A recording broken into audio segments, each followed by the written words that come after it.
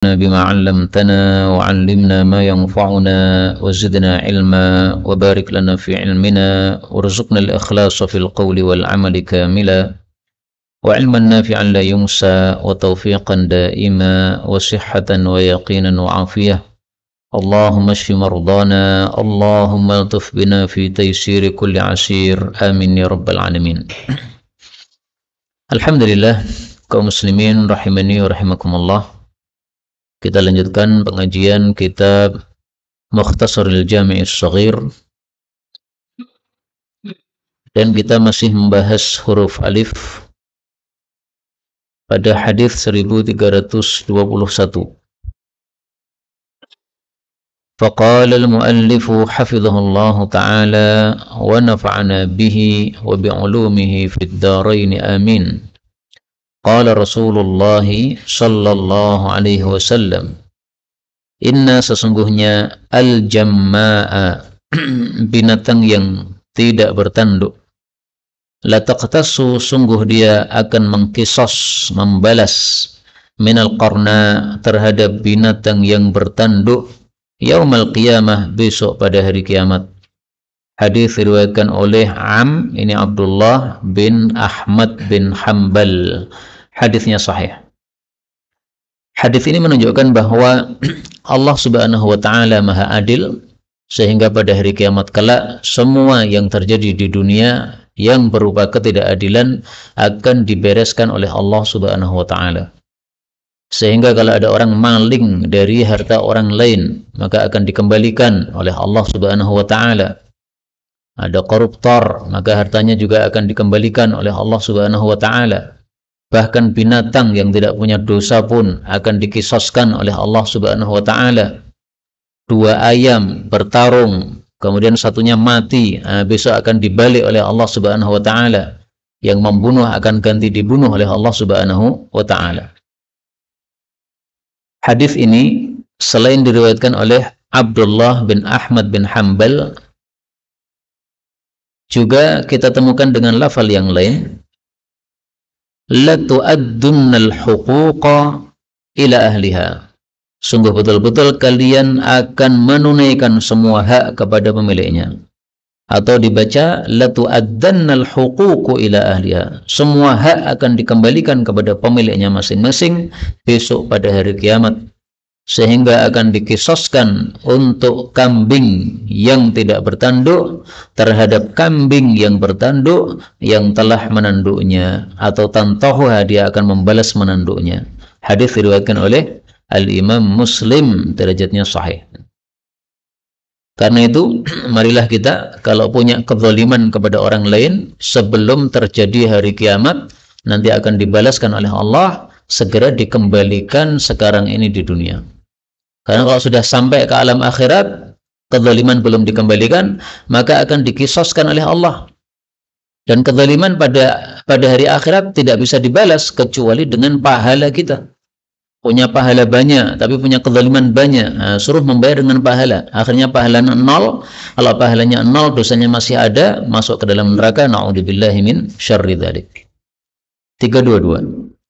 Inna sesungguhnya al-jannata, surga, latashtaku sungguh rindu ila thalathatin kepada 3 orang. Yang pertama Ali, yaitu Ali bin Abi Thalib, sepupu sekaligus menantu Rasul sallallahu alaihi wasallam. Wa Ammar, yaitu Ammar bin Yasir. Wa Salman, dan Salman, yaitu orang Persia, Salman Al-Farisi, yang kemudian masuk Islam. Hadis riwayat Tirmidzi dan Hakim.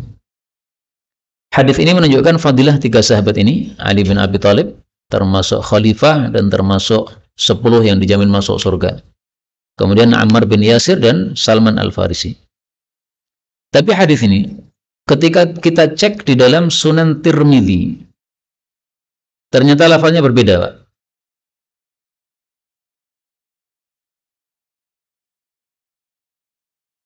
Innal jannata, sesungguhnya surga itu, tashtaqu, rindu. Kalau di sini tadi apa? La tashtaqu, sungguh rindu.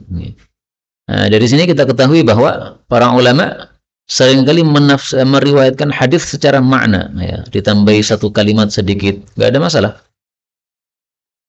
Dan hadis ini kita temukan dengan lafal yang lain, yaitu innal jannata tashtaqu ila arba'ah. Sesungguhnya surga itu rindu kepada 4 orang. Ali sudah, Ammar sudah, Salman sudah, tambah satu lagi, Miqdad bin Aswad. Tapi dengan tambahan seperti ini, riwayat Tabarani, hadis ini derajatnya dhaif. Yang sahih adalah apa? 3 orang. Nah, kita perlu ngerti kenapa 3 orang ini dirindukan oleh surga. Ini pasti karena amalannya. Karena surga itu adalah tempat yang baik, tidak disiapkan kecuali untuk orang-orang yang amalnya baik. Sehingga supaya kita termasuk orang yang dirindukan surga, maka marilah kita beramal yang baik-baik. Insya Allah dirindukan surga. 2, 3. Innal hajja, sesungguhnya haji, wal umrata, dan umrah, lamin sabilillah, sungguh termasuk sabilillah. Wa inna umratan, dan sesungguhnya umrah fi Ramadan, pada bulan Ramadan, ta'dilu hajjatan, sebanding dengan ibadah haji. Hadis ini dijadikan dalil oleh sebagian ulama yang membolehkan mengeluarkan zakat diberikan kepada orang yang mau haji tapi nggak punya duit untuk haji. Jadi misalnya panjenengan punya kerabat miskin, lain-lainnya sudah pada haji, sementara dia belum haji. Maka bolehkah zakat diberikan kepada kerabat tadi supaya dia haji? Haji butuh berapa? Butuh 30 misalnya. Nah, ini ada zakat uang 30 juta. Kasihkan supaya dia berangkat haji. Boleh menurut sebagian ulama berdasarkan hadis ini. Haji dan umrah termasuk apa? Sabilillah. Sementara Allah menyebutkan di dalam Al-Quran, untuk siapa saja zakat itu, innamas sadaqatu lil fuqara'i wal masakini wal amilina 'alaiha wal mu'allafati qulubuhum wa fir riqabi wal gharimina wa fi sabilillah. Nah, ketika Nabi mengatakan haji umrah termasuk sabilillah, maka boleh diberikan kepada orang yang mau haji. Tapi memang makna seperti ini diperselisihkan oleh para ulama. Mayoritas ulama tafsir mengatakan sabilillah di sini maksudnya jihad atau perang. Kemudian hadis ini menunjukkan bahwa umrah di bulan Ramadan fadilahnya seperti haji. Bahkan dalam riwayat Bukhari dan Muslim ada kalimat hajjatan ma'i, sebanding dengan haji bersama saya. Meskipun rawinya ragu-ragu. Maka yang ingin haji dengan fadilah yang besar, caranya adalah umrah di bulan Ramadan. Tapi ini tidak menggugurkan kewajiban haji. Kalau kita sudah haji, kemudian kita ingin mendapatkan fadilah haji seperti haji bersama Nabi, tambah umrah tapi dipaskan di bulan Ramadan. Harganya lebih mahal, sehingga pahalanya pun pasti lebih mahal. Dan dari sini para ulama mengambil kesimpulan juga, berarti amalan di bulan Ramadan, pahalanya apa? Dilipat gandakan. Kenapa? Karena bulan Ramadan adalah waktu yang mulia. Sehingga amalan-amalan di waktu mulia, pahalanya pun juga dimuliakan oleh Allah Subhanahu wa ta'ala. 24. Innal Hasanah, sesungguhnya Hasan wal Husain dan Husain, cucu Nabi, huma, keduanya adalah raihanataya, bunga wangi saya, minat dunia, dari dunia. Hadis riwayat Tirmidzi. Raihanah itu adalah setiap tanaman yang baunya wangi. Bunga-bunga yang wangi atau seperti kemangi, sehingga orang biasa menciumnya. Nah, maka Hasan Husain disebut oleh Nabi Raihanah karena begitu, sering diciumi oleh Nabi SAW. Sehingga hadis ini menunjukkan 2 hal. Pertama, fadilah Hasan Husain, dicintai oleh Nabi SAW. Sehingga yang mencintai keduanya berarti sudah mencintai Rasulullah SAW. Yang kedua, bahwasanya hadis ini menunjukkan disunnahkannya menciumi anak kecil. Kita punya anak kecil, diciumi. Punya cucu masih kecil, diciumi. Ini sunnah Rasul sallallahu alaihi wasallam. Berapa pahala yang kita dapatkan kalau mencium anak kecil? Ada hadisnya tapi dhaif. Al-qublatu hasanatun, atau al-qublatu bihasanatin. Mencium itu satu kebaikan. Wal hasanatu bi'asyaratin. Satu kebaikan dilipat gandakan 10 kali. Tapi hadisnya derajatnya dhaif. Bahkan kata Syekh Albani palsu. 25. Inna, sesungguhnya alhamdulillah wa subhanallah wa la ilaha illallah wallahu akbar. 4 wirid. Latusakit, sungguh menggugurkan min dzunubil abdi, dari dosa-dosa hamba, kama tusakitu, sebagaimana kama tusakitu, atau kama tasaqata, ya, kama sebagaimana tasaqata, berguguran, waraku, dedaunan, hadhihi syajarah, pohon ini. Tapi bacaannya yang lebih pas kita cari di dalam kitab Sunan Tirmidzi.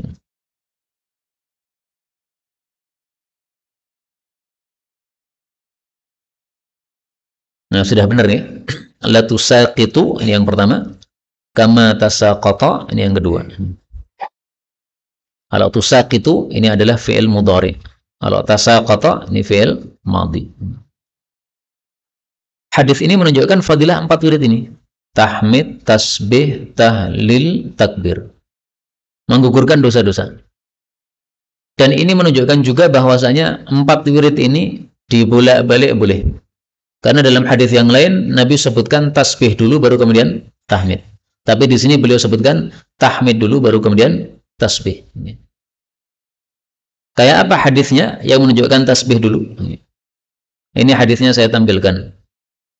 Rasulullah Shallallahu Alaihi Wasallam bersabda, "Ahabbul kalami ilallahi taala arba'." Ucapan paling dicintai Allah oleh Allah ada 4. Subhanallah walhamdulillah. Ini tasbih dulu. Sementara tadi alhamdulillah wa subhanallah. Nah, maka dibolak-balik enggak apa-apa. Dan Nabi mengatakan wala yadurruka bi ayyihinna bada'ta. Tidaklah madarat kamu mulai dengan yang mana saja. Tahlil dulu juga boleh, takbir dulu juga boleh. 26. Innal hurul 'ain, sesungguhnya bidadari-bidadari surga, hurun 'ain. La tughannina, sungguh mereka itu menyanyikan fil jannati, di dalam surga, yaitu untuk suami-suami mereka. Yaqulna, mereka mengucapkan, nahnul hurul hisan, kami adalah bidadari-bidadari yang cantik.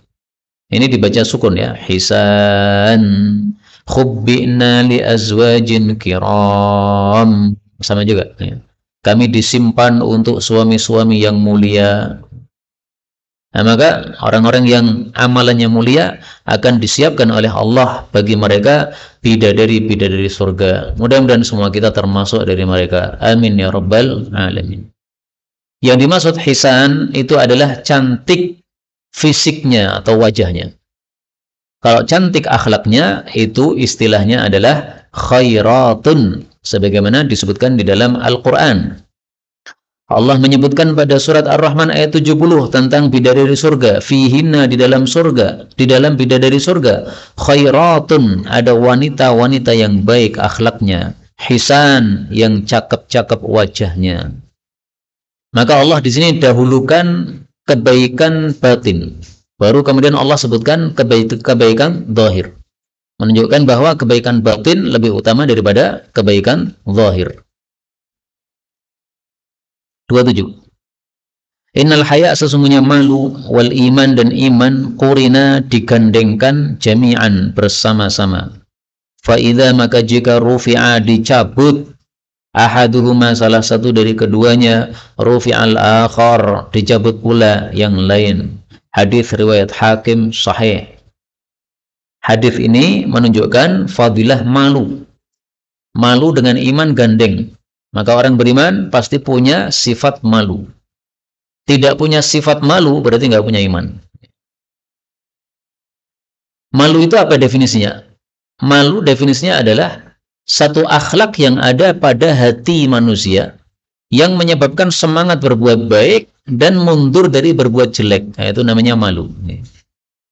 Mau melakukan maksiat, kemudian teringat nikmat Allah kepada saya sangat banyak, akhirnya tidak jadi melakukan maksiat. Nah, ini berarti malu seperti ini. Kalau pemuda malu ikut pengajian, kenapa? Karena rata-rata yang ngaji orang tua, itu bukan malu, tapi itu adalah kelemahan yang tercela di dalam Islam. Karena itu malu harus dijaga supaya iman kita juga terjaga. 28. Innal khamra, sesungguhnya minuman keras, minal asir, itu dari asir. Asir itu adalah perahan, apa? Asir itu adalah apa? Perasan, sesuatu yang diperas. Wazzabibi, dan dari kismis, wat tamri, dan dari korma, wal hintah, dan dari gandum yang baik, wasyairi, gandum biasa, wadzurrah, dan jagung. Wa ini, dan sesungguhnya aku anhakum, aku melarang kalian, an kulli muskir, dari setiap yang memabukkan. Hadis ini riwayat Abu Dawud sahih, menunjukkan bahwa minuman keras itu terbuat dari apapun, namanya tetap minuman keras. Sehingga setetes diminum, meskipun tidak menyebabkan mabuk, tetap haram. Jadi kalau satu gelas diminum mabuk, maka satu sendok yang tidak menyebabkan mabuk, tetap apa? Haram. Kenapa? Karena sudah disebut khamr, minuman keras. Dan ini adalah pendapat jumhur ulama. Menyelisih mereka mazhab Hanafi. Mazhab Hanafi berpendapat yang disebut khamr cuma dari anggur saja. Kalau bukan dari anggur, maka bukan khamr. Dari kurma misalnya, itu bukan khamr. Tapi istilah mereka katanya nabil. Maka mazhab Hanafi membedakan khamr dengan nabil. Kalau khamr sedikit pun haram. Tapi kalau nabil, haramnya ketika bikin mabuk. Satu gelas bikin mabuk, haram. Satu sendok tidak bikin mabuk, tidak haram. Nah, tapi pendapat yang benar adalah semuanya khamr, baik dari anggur maupun dari kurma maupun dari apapun, berdasarkan hadis ini. Makanya panjenengan kalau baca biografi para ulama yang kemudian mereka minum minuman keras tetapi tidak sampai mabuk, yang disebut nabil tadi, tidak usah heran, karena pasti yang melakukannya madhabnya madhab apa? Hanafi. Madhab Syafi'i nggak boleh. Maka ulama madhab Syafi'i kalau minum nabil dosa, haram. Tapi kalau madhab Hanafi minum nabil karena keyakinan mereka tidak haram, ya tidak haram. Secara hukum fikih tidak haram untuk mereka. Tetapi secara hukum Allah, wallahu a'lam.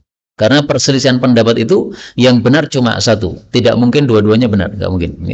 Tapi kita pilih pendapat apa? Jumhur berdasarkan hadis ini.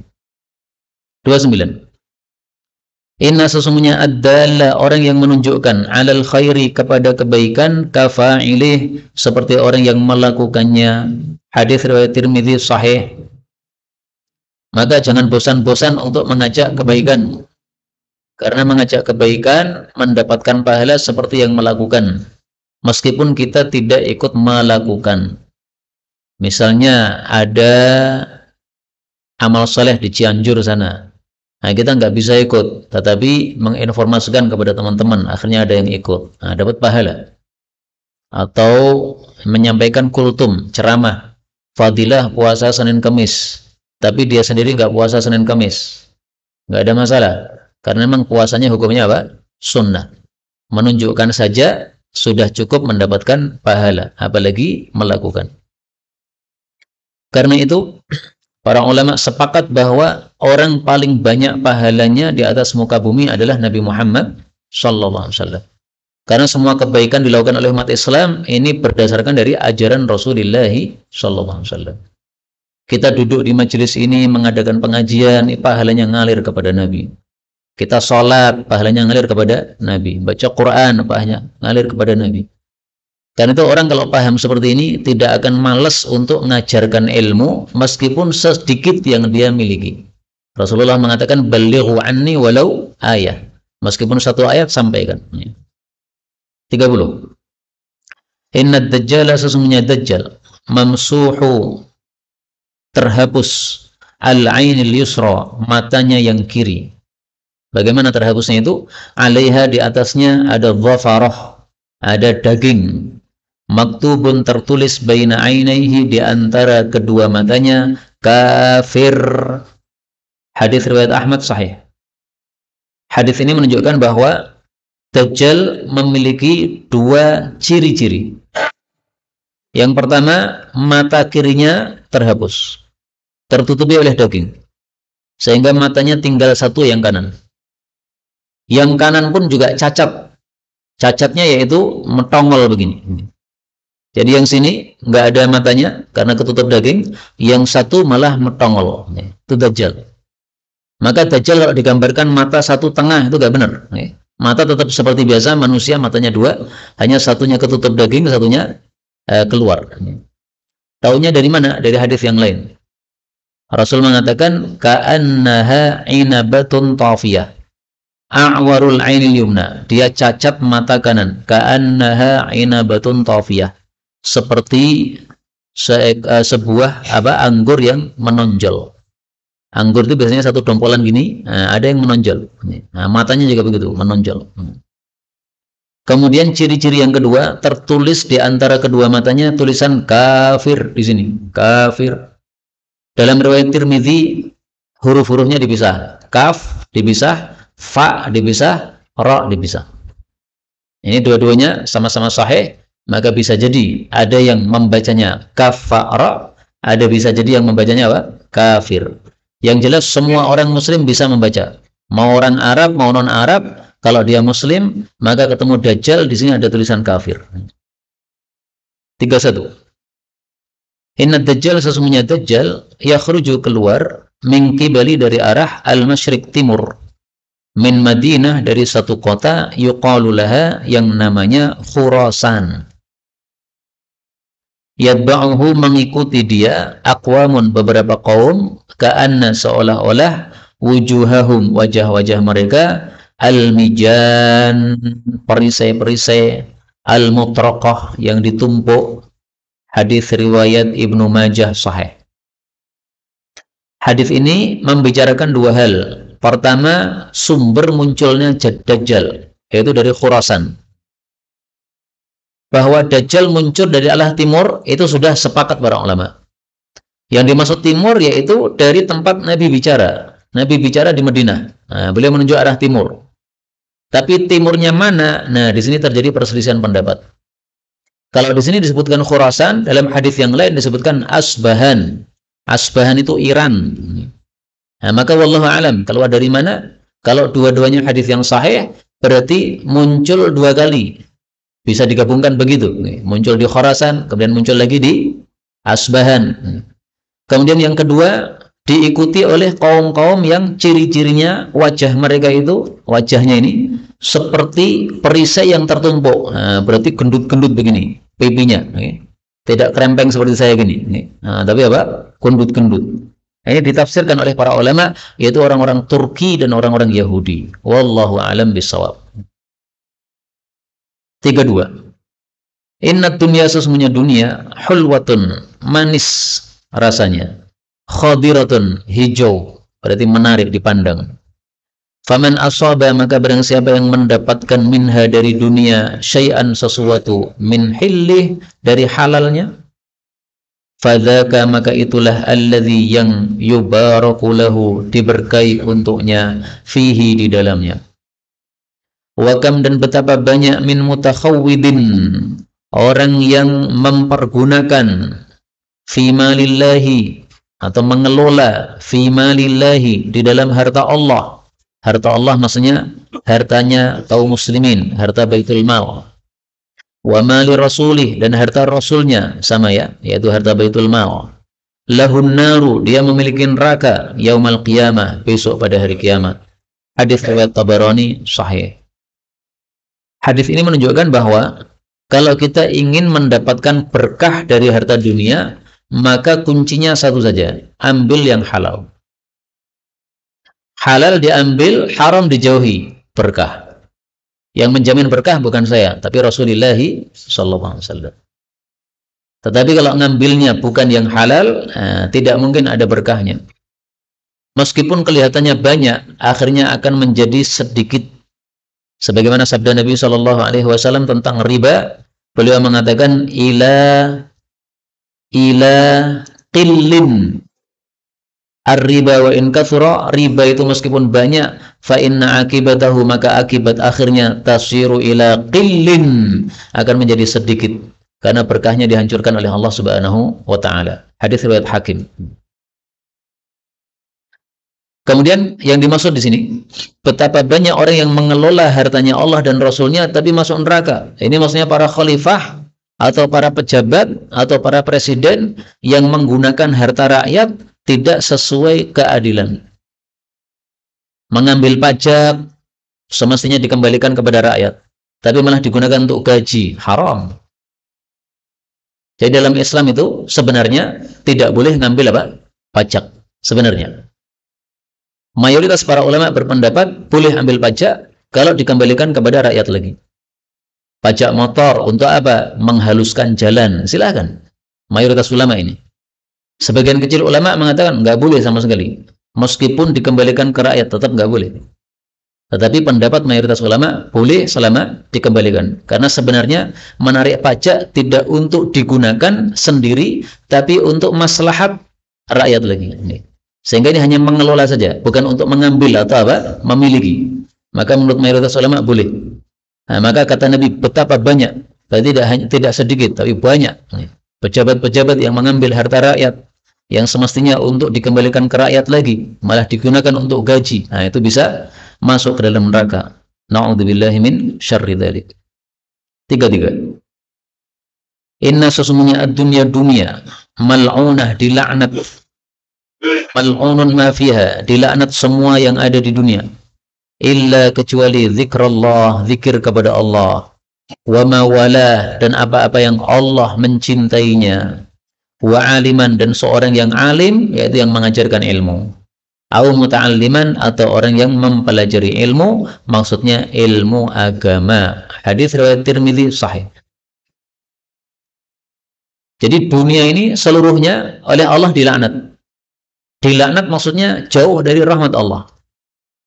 Supaya tidak jauh dari rahmat Allah, maka jangan lepas dari salah satu dari 4. Zikir, maka tidak dilaknat oleh Allah. Apapun yang dicintai oleh Allah, maka tidak dilaknat oleh Allah. Berdagang kalau jujur, nah ini tidak termasuk dunia yang dilaknat, karena dicintai oleh Allah Subhanahu wa Ta'ala. Seorang laki-laki cari nafkah, niatannya apa? Melakukan kewajiban untuk menafkahi anak dan istrinya. Ini bukan termasuk yang dilaknat. Kenapa? Karena dicintai oleh Allah, melakukan kewajiban. Kemudian aliman wa muta'alliman, ini menunjukkan fadilahnya ilmu agama. Karena sebenarnya alim dan muta'allim ini sudah masuk dalam walahu, yang dicintai oleh Allah. Tapi kenapa disebutkan secara khusus? Karena apa? Fadilahnya yang besar. Karena itu Imam Nawawi membuat satu bab di dalam kitab Riyadhus Shalihin, bab hasungan untuk melazimi majelis-majelis ilmu dan jangan lepas dari majelis ilmu. Jadi setiap pekan kalau ada majelis ilmu di masjid kita, jangan lepas. Hendaklah melazimi majelis ilmu tersebut. Meskipun sudah jadi ustaz, tetap melazimi majelis ilmu. Saya sekarang bicara, tapi hendaklah di tempat lain saya menjadi pendengar. Kenapa? Karena setiap orang yang punya ilmu, pasti di atasnya ada orang yang lebih berilmu. Sehingga manusia kalau ketemu orang yang ilmunya di bawahnya, tugasnya menyampaikan. Tapi ketemu dengan orang yang ilmunya di atasnya, tugasnya mendengarkan. Sampai mati seperti itu. Saya tampilkan di sini kitab Riyadhus Shalihin. Karena kitab ini termasuk kitab yang berkah, diberkahi oleh Allah Subhanahu wa Ta'ala. Sehingga semua negara mempelajari kitab Riyadhus Shalihin. Kalau tidak salah, kata kuncinya majalis dzikir. Nah ini. Imam An-Nawawi rahimahullahu ta'ala menulis satu bab. Babu fadli hilaqi dzikir. Bab fadilah majlis-majlis dzikir. Majlis ilmu termasuk. Wan nadmi ila mulazamatiha, dan hasungan untuk melazimi majlis dzikir.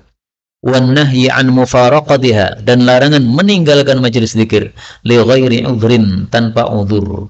Nah, kemudian beliau menampilkan dalil-dalil yang menunjukkan hal ini. Nah, maka marilah kita lazimi majlis ilmu, karena termasuk dari apa yang tidak dilaknati oleh Allah Subhanahu wa Ta'ala. 34. Inna dina, sesungguhnya agama Islam itu adalah an-nasihatu, nasihat lillahi, untuk Allah, wali kitabihi Al-Quran, wali rasulihi Muhammad sallallahu alaihi wasallam, wali a'immatil muslimin, pemimpin kaum muslimin. Ini ada dua macam, yang satu ulama, yang satu adalah para khalifah atau amirul mukminin. wa ammatihim, dan seluruh kaum muslimin. Orang umum maksudnya seluruh kaum muslimin. Hadis ini sudah pernah kita bahas, dan kata-kata nasihat itu tafsirannya adalah badlul islahi lil ghair. Kita mengerahkan kebaikan kita, perbuatan baik kita kepada orang lain. Itu namanya nasihat.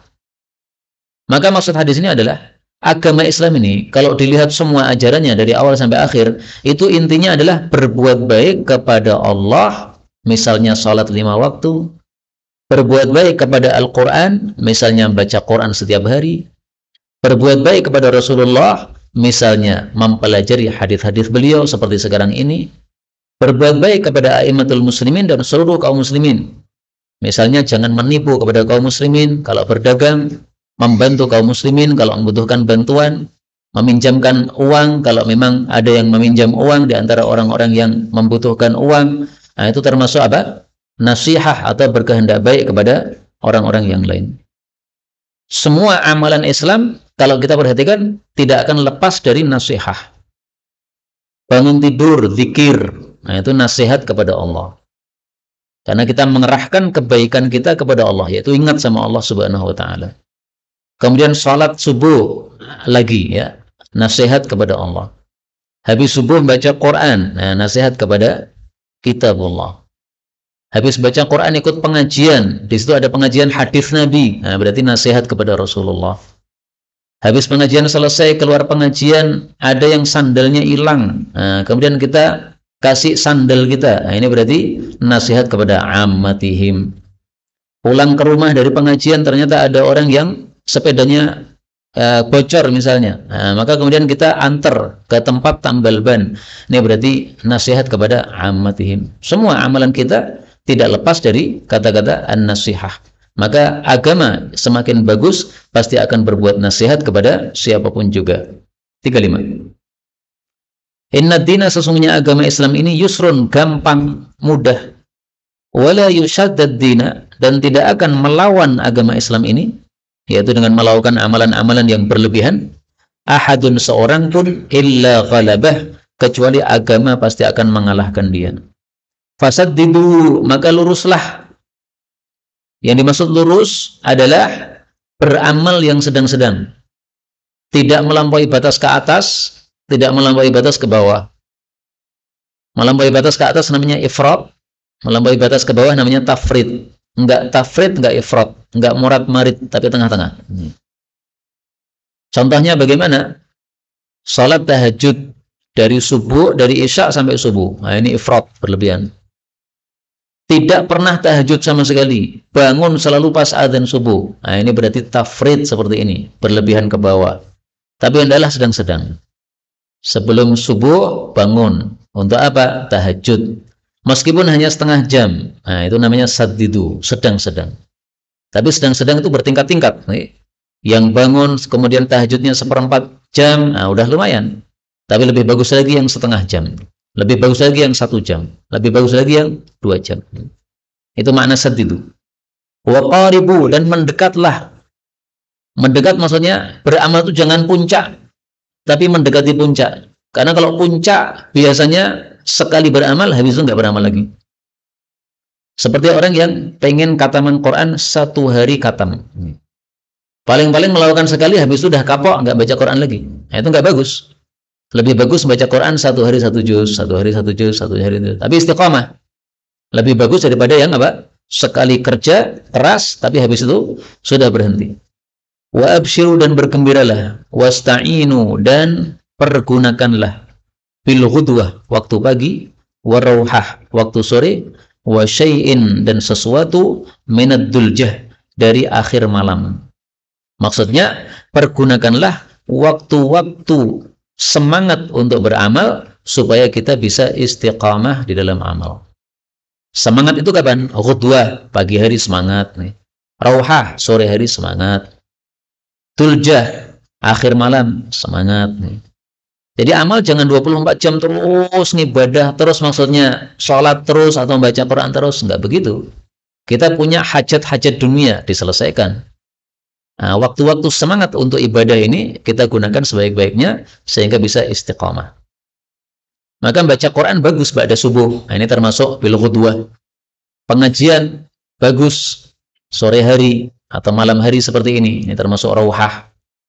Rauhah itu dalam bahasa Arab setelah zuhur sampai dengan maghrib atau malam. Itu namanya rauhah. Ini waktu semangatnya orang karena sudah selesai bekerja.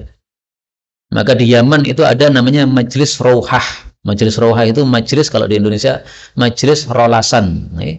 Ba'da zuhur mereka ngaji, rolasan.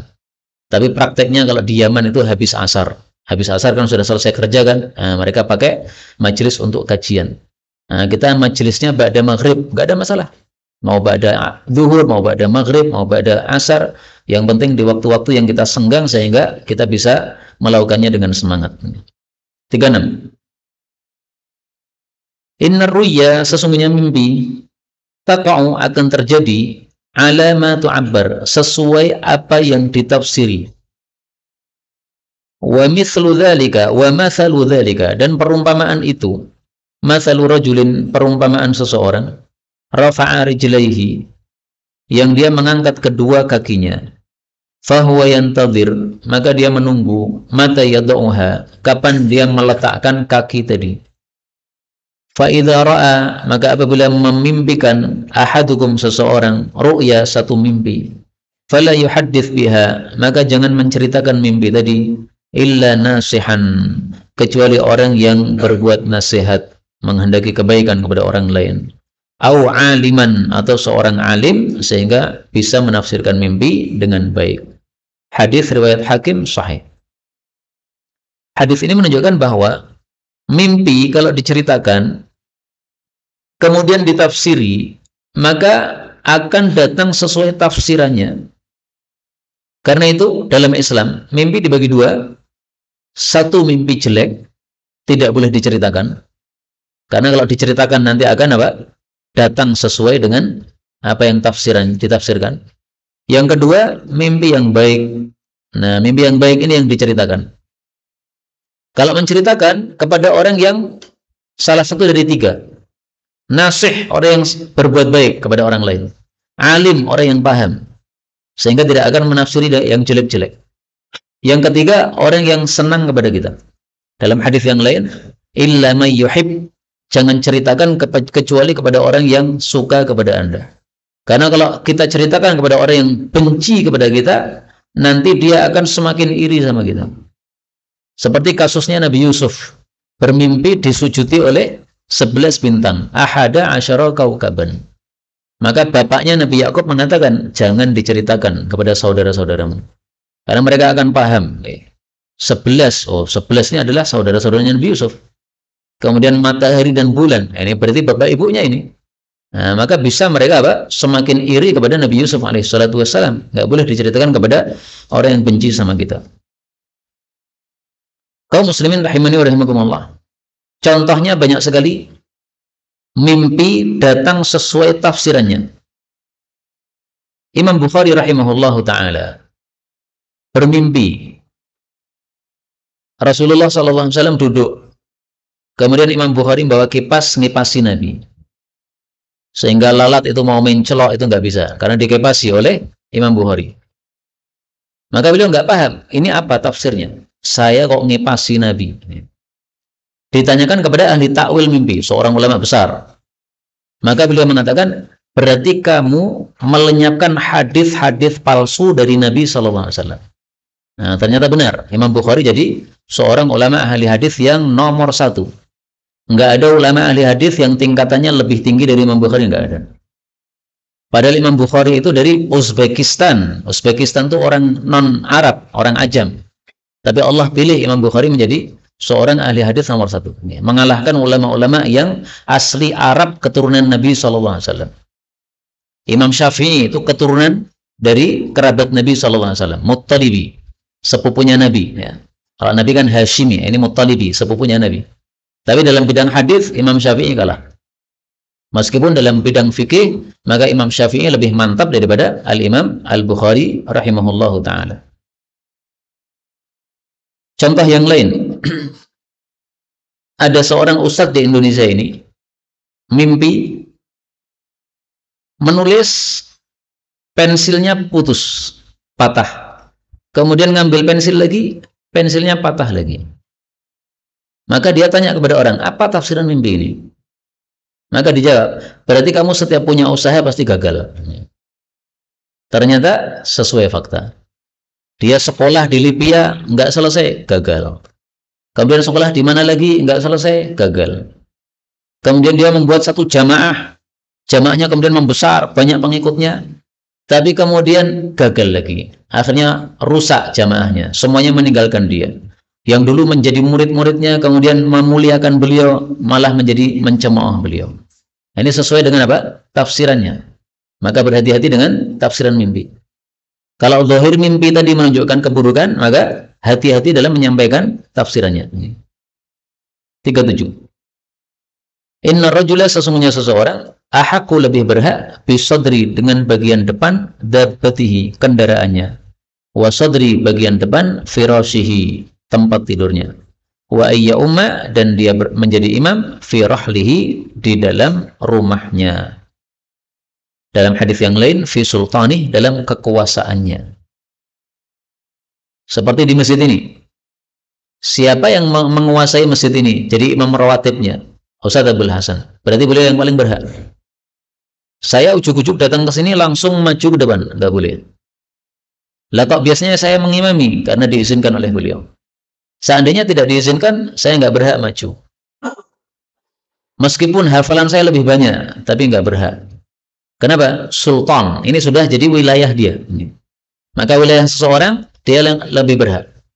Tidak boleh orang tiba-tiba maju ke depan. Maka orang tiba-tiba maju ke depan, padahal bukan orang situ, ini melanggar ajaran Rasulullah SAW. Dan ini pernah terjadi. Saya mengalami melihat seseorang ingin menguasai masjid wakaf. Masjid sudah diwakafkan, tiba-tiba ingin ditarik lagi oleh pewakafnya. Akhirnya kirim imam, imamnya langsung maju ke depan. Ini dua-duanya salah sini. Wakaf itu sudah dikasihkan kepada Allah, ditarik itu dosa. Kemudian ngirim orang suruh langsung maju ke depan, padahal ada imam rawatibnya. Ini juga dosa seperti ini. Nah, dua kesalahan bertubi-tubi. Kemudian Nabi mengatakan di sini, seseorang lebih berhak dengan kendaraan bagian depannya. Ya gampangnya kalau sekarang mobil bagian soperannya. Yang paling berhak siapa? Yang punya mobil. Tidak boleh saya numpang kemudian saya katakan saya aja yang nyupir. Memaksa pemilik mobilnya untuk apa? Duduk di sampingnya. Nggak boleh.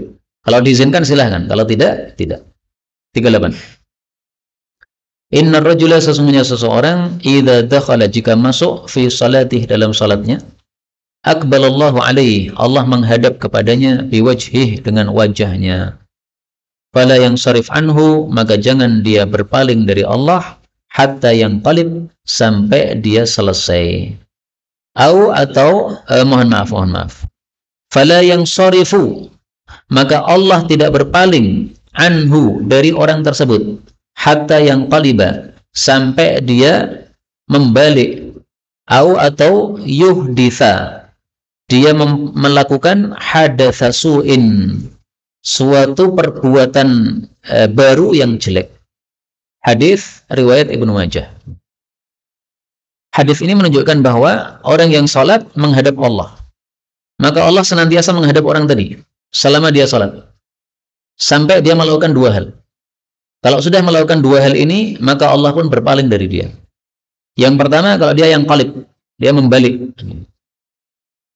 Membaliknya misalnya di tengah-tengah salat, kemudian dia apa? Membalikkan badan, kemudian mengambil sesuatu. Nah, habis lagi balik lagi ke salatnya, Allah pun berpaling dari dia.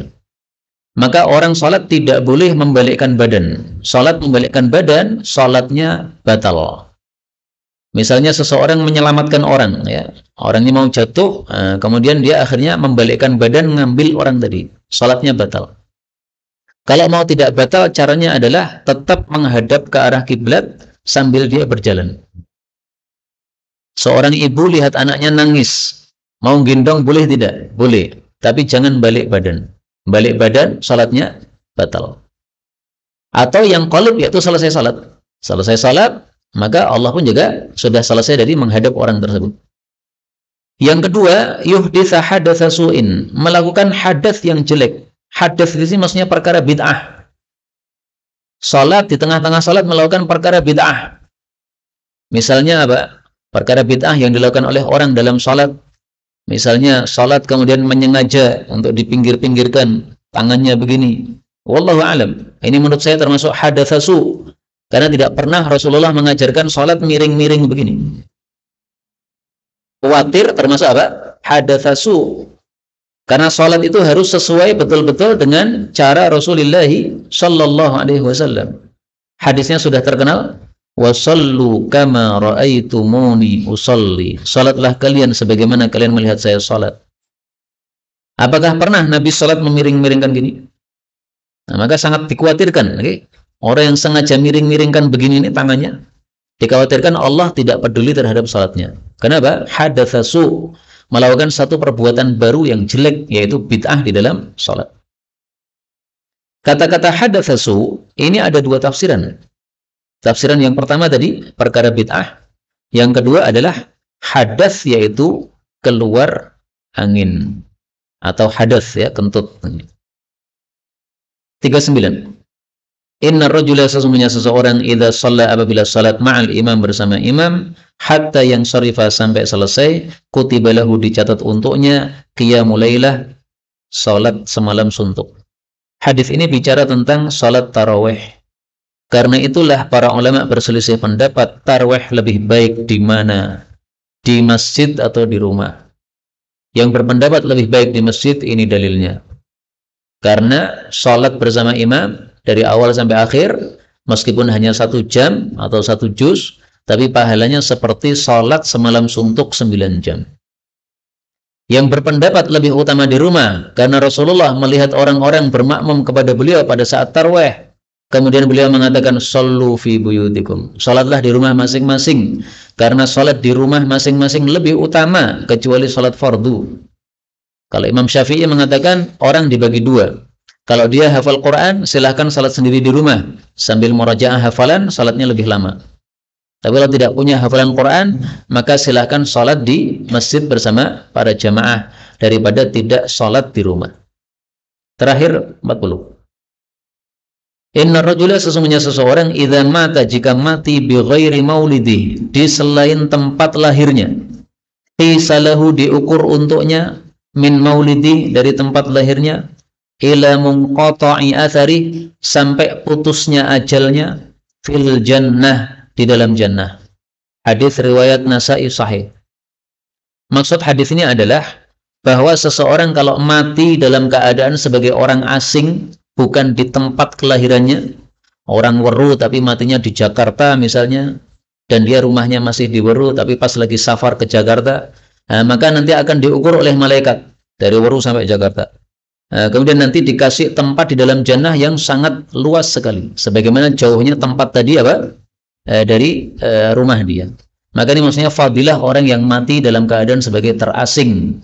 Orang Indonesia haji ke Mekah, mati di Mekah, seperti Mbah Maimun Zubair, itu akan diukur oleh malaikat dari rumahnya, dari sarang sana sampai dengan Mekah berapa itu. Nanti akan dikasih kemuliaan di surga sesuai dengan apa jauhnya tersebut. Maka semakin jauh semakin mulia di hadapan Allah Subhanahu wa taala.